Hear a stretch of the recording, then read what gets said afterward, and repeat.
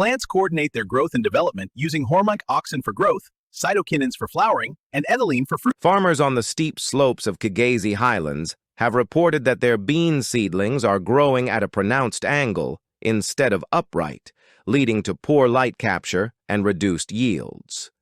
An agricultural officer, Mr. Tugum, observes that the fields are on a consistent slope and that farmers have recently switched to a new, cheaper auxin-based herbicide to control weeds.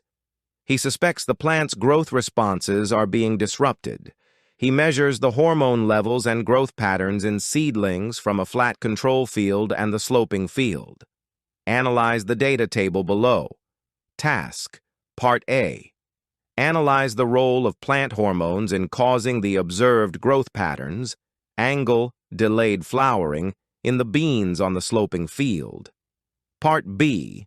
Propose and justify a plan for the farmers to correct the growth pattern and improve yields, ensuring sustainable agricultural practice. Role of plant hormones in causing the growth patterns. Before we start, let me introduce you to a new textbook called Self-Study A-Level Biology. It is competency-based, with clear notes for A-Level covering both Senior 5 and 6, revision scenario test items, and project-based learning. The key data shows a large increase in auxin on the lower side of the stem and a decrease in gibberellin in the seedlings on the sloping field.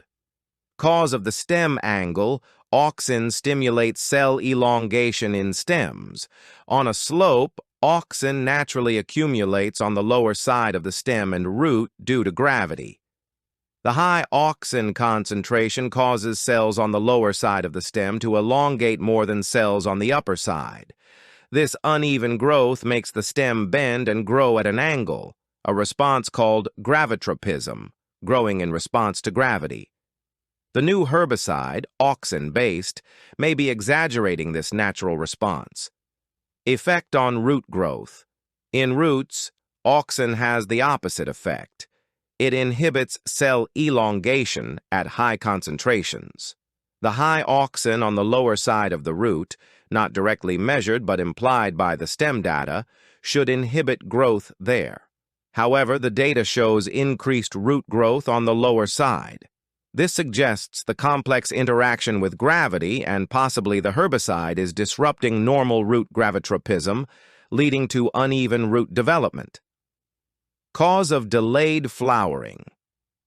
-75 days. Gibberellin promotes stem elongation and flowering in many plants. The seedlings on the slope have low gibberellin levels.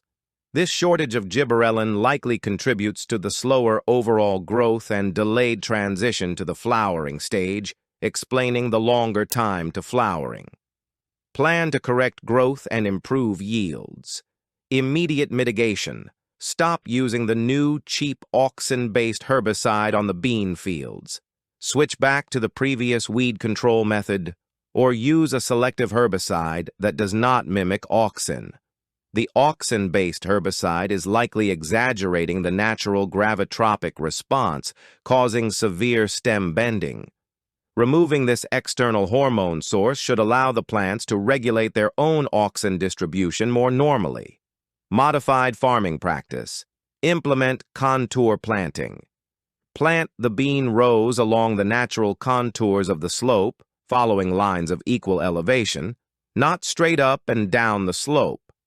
Contour planting reduces the effective gravitational pull on each seedling because the ground beneath it is more level across the row.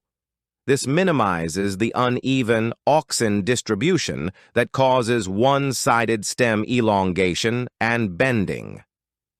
Long-term soil and crop management. Use terracing on the steepest slopes where possible and practice crop rotation with plants less sensitive to gravitropic disruption. Terraces create flat growing surfaces, eliminating the slope and thus the cause of auxin imbalance. Crop rotation helps break disease cycles and improves soil health, leading to more vigorous plant growth that can better withstand minor stresses. Thank you for watching.